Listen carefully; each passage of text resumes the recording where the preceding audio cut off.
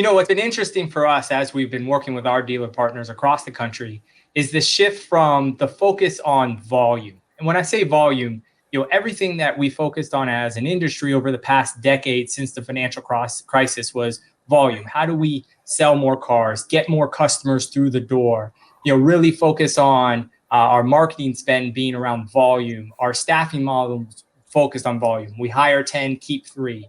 What's interesting is over the past few months, and since COVID happened past year, it's been a focus on volume and quality.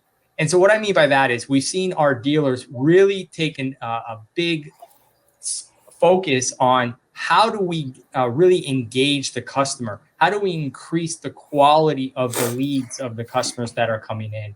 And then because of that, we've seen efficiencies, we've seen record numbers in profitability, and we've seen the implementation of a lot of digital retailing tools. And what's happened for us in the PDC, the Performance Development Center, and as we're servicing our customers, is we've seen a shift in how we actually train and develop the associate. And it's been quite a fun experience watching it all happen.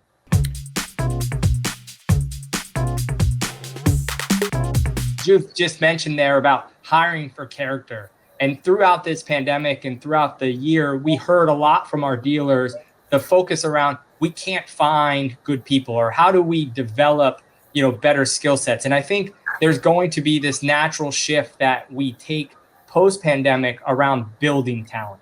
And, the say that I can't find good people, that's not an excuse anymore. This is the new normal. The talent level throughout all industries is highly competitive. And so how do we attract individuals that have the character, to use Judith's language, that fits our culture, and then build upon that? Because all of the data that we have is if you build talent from within, your retention increases, the customer experience is enhanced. And one of the things that we really look at is the cost associated with hiring a new associate versus that of training a new associate. And the average dealer today is spending less than $1,200 per associate in training.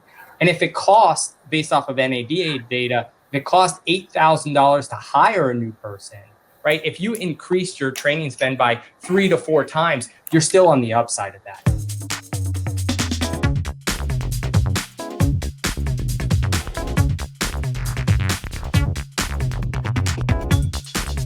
One of the things that Michael and I realized is when we looked at the behavioral data of the traditional car salesman or woman, it was naturally really weighted towards that of task orientation, highly extroverted, very independent decision-making. But when we began to analyze the digital transformation and the digital skills needed, collaboration tended to be significantly higher when you're looking to hire individuals. And when you look at the extroversion, they tend to be moderate and better listeners. So those are all things that Michael and his team look at on the front end of this, is to say, okay, here's where this individual lies. Here's the behaviors that they have. How do we then build systems and processes that enhance those behaviors? And, Mike's team is doing a great job on that.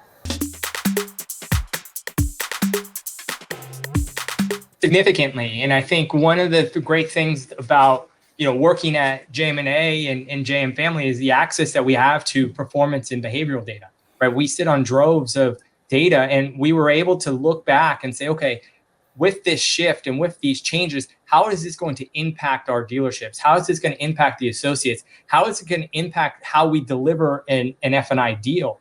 And we really went back and really redefined the virtual F&I process. And the people on our team have been dabbling in virtual F&I for 2.5 years. In the past year, it really hit home, and we've delivered over 8,000 virtual deals now, and we've completely changed our playbook. And the playbook has changed to that of collaboration, to that of giving the customer control. And so to Michael's point, to Sherry's point, training had to evolve to adjust that. And what we've realized is it's not the let's sit in a room for a day or 2 days to go through everything. It's these micro learning sessions. It's these video technologies that people can do on their home or on their iPads. It's the reinforcement training and coaching. And one of the things that I'd give Michael's team a lot of credit for is their ability to adapt and really take in information on the fly. And so we work closely with Michael's team and we evaluate fit, we evaluate process, and then they execute on it. And I think the training component has gone to one that hasn't been as focused on, 1 day, 2 days of lockdown in a room. It's more fluid, right? How do we get information and learning on the fly has been really critical to the overall success of what we've seen in the post-pandemic. One thing I would just add is not only do we believe, that virtual F&I will be here in the future, but it also is going to change the staffing models, right? And where you can have a centralized office where, let's say you had, maybe 6 to 12 or 6 to 8 locations, and you had 2 to 3 F&I managers today. You have a total headcount of anywhere from 12 to 18 F&I managers. And then depending when you centralize that process, you can reduce that down to 8 to 10 and really become much more efficient. And so we believe that the shift in staffing from a traditional, F&I manager in each store, for some of the larger groups, you'll be able to centralize that and get a lot of efficiencies behind that side of it.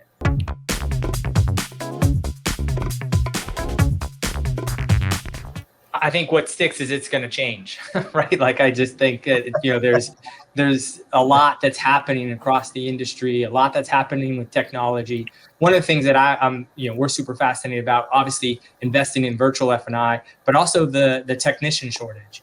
Every year, 75,000 technicians exit the space for a variety of different reasons. And we really only replace 35,000 to 36,000. And so that gap is going to continue to evolve.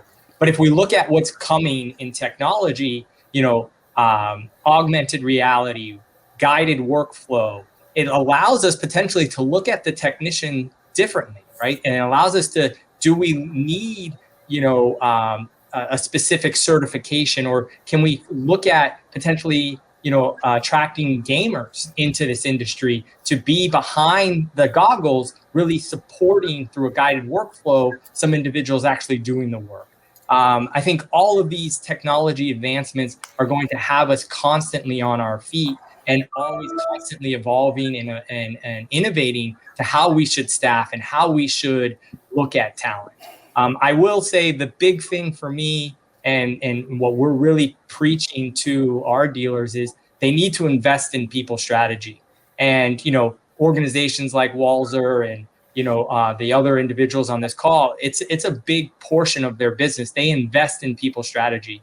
And whether that's, Sherry's team managing the strategy, outsourcing some of those components, I think that's a crucial component to how the overall dealership will succeed. By aligning the business strategy to that of the people strategy, you'll get much more consistent results.